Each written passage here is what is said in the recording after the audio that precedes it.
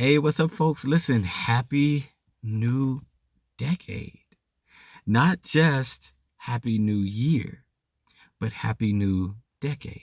We are literally going into a whole nother decade. Ain't that something? That's tripped out. Now, let me tell you something. This last year's decade, or this last decade has been crazy for me. I'm going to be honest with you and be a little bit transparent with you and say it has not been what I would have considered probably the greatest in all of my years of living. Now it could be because we do that thing. You push. I was pushed more into that. That was my 30s. Pushed more into that whole having to adult thing. But I don't even really think it's that because I've been adulting since I was 17. So it's just it was a very challenging time. For me, there was a lot of things relationally that went down that happened in that year. A lot of things that were gone, that were no longer there, that were there before. And I can't say that those things that were there before were horrible. All right. So I entered into a season that was a little, I should say, a little different. All right. So, but I have to address this when we speak about these things and talking relationally. Everybody's going into this new decade, and of course, I'm sure you've seen it. You've seen the posts, you've made the posts and all this other stuff, and you've stated the statements that we every year we leave something in that year, right? So every time a new year comes along, we leave something in that previous year. So this year, everybody's leaving such and such in 2019. I'm leaving negative people in 2019. I'm leaving these toxic relationships in 2019. I'm leaving my fat in 2019. Whatever it is that we are in that space of leaving and interested in cutting things off, whatever. How about we go into this next decade? How about we have an intro into the next decade that's a little different? How about this intro be an introspection? How about this intro be an introspection and really, truly not just being so much consumed with retrospect, all right, and being consumed with extrospection, all right, which is not a word that people really use. We don't use that word really too much, but we usually say in retrospect, all right, and just thinking back on all the folk that did you wrong, all of the whatever there were. And I'm not going into the next year with that. And sometimes what we don't realize is, although we seem to be making positive statements, we're really making negative statements, and we're starting our year out negative because we're already talking about cutting things off that seemingly are not good for us. So it sounds very good, right? But ultimately, you have to really go deep within yourself and ask yourself, what energy are you really, really exuding? What spirit are you really, really exuding? When everything we're talking about is getting rid of, cutting out, getting, thrown away, instead of really starting something and maybe even bringing ourselves into a place of looking at what it is that we really, really want. Why is it that every year we have to leave something in the previous year? I get it. Please don't think that I don't get it. I get it. But at the same time, I just want us to really go deep. And I've done a little bit of introspect. I got a lot more to do, but I've done a little bit today and just really thinking about some things and really looking deep within and asking myself, let me tell you this. In this whole thing of introspection, you have to create a space. And maybe if you're going to do it tonight, because y'all can go out and drink and do all the stuff you're going to do and party and, all the stuff people do on New Year's Eve. I'm normally in bed. This last decade, I've been married to the bed for New Year's Eve for some reason. But anyway, take some time this month at least, maybe over the next couple of days or this month to do some introspection, to create some space where you could really, really get quiet and even find yourself, and as much as you can, find yourself in a peaceful space and recognize that peaceful spot in your heart, that pure spot in your heart, that light in your heart, and then begin to ask yourself some open-ended questions about who are you really? What is it that you really want? I mean, some space where you're looking at things from a standpoint of not what has conditioned you to be what you are.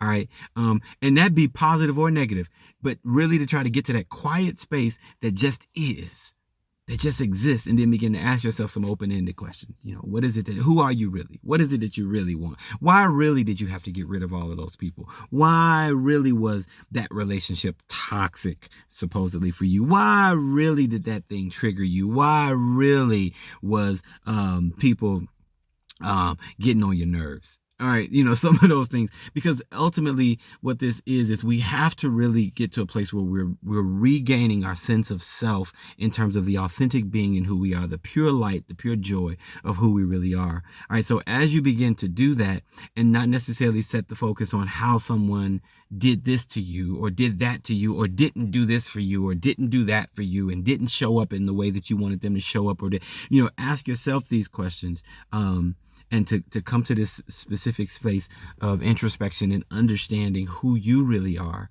and what was it in you that maybe chose some of the situations that weren't as ideal. And listen, I'm not saying you chose them all directly, because please listen, things happen to us. All right.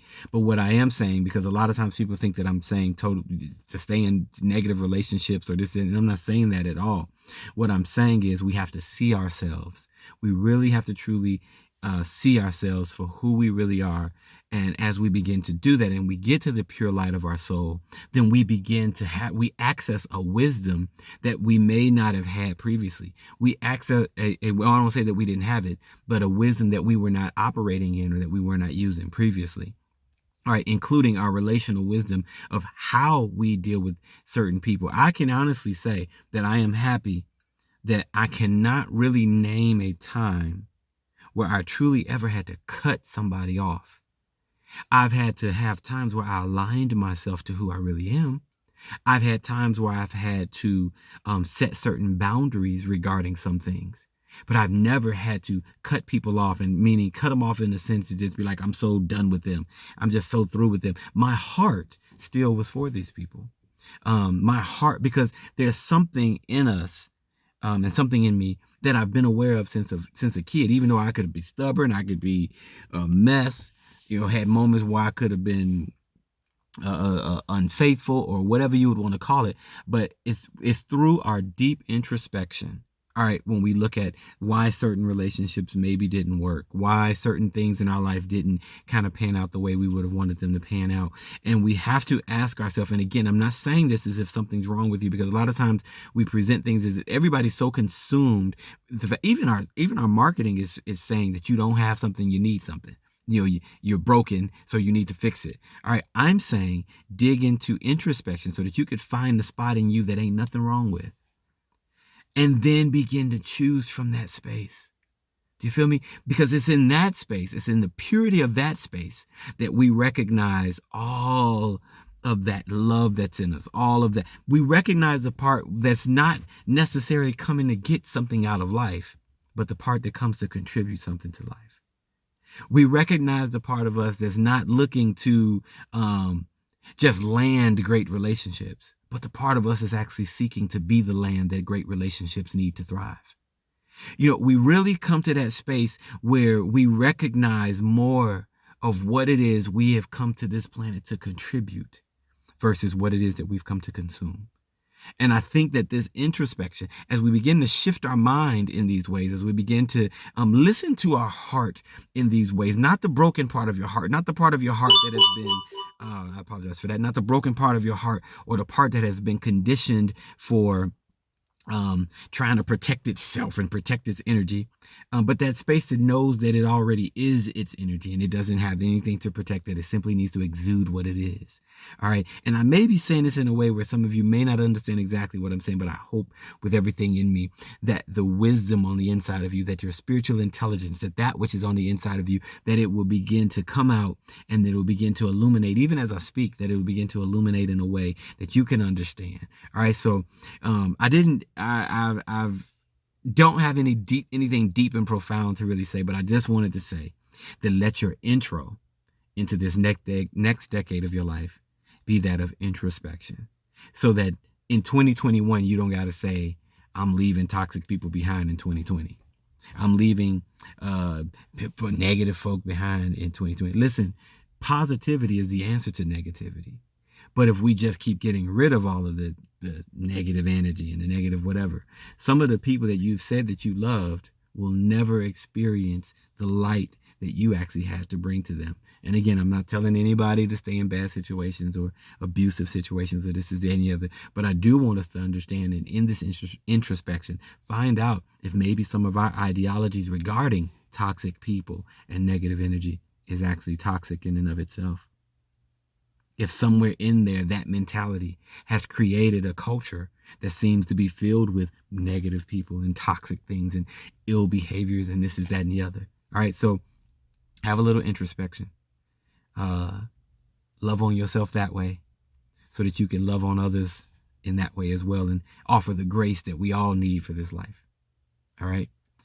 I am love for you. I hope that you will be love for me. And I hope that our 2020 visions can be sharp, clear, and that we can see exactly who we are as divine and inspirational and holy beings, righteous, steadfast, unmovable, peaceful, kind, all of those things.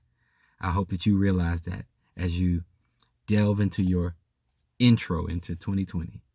Let it be a year of introspection. All right? Peace.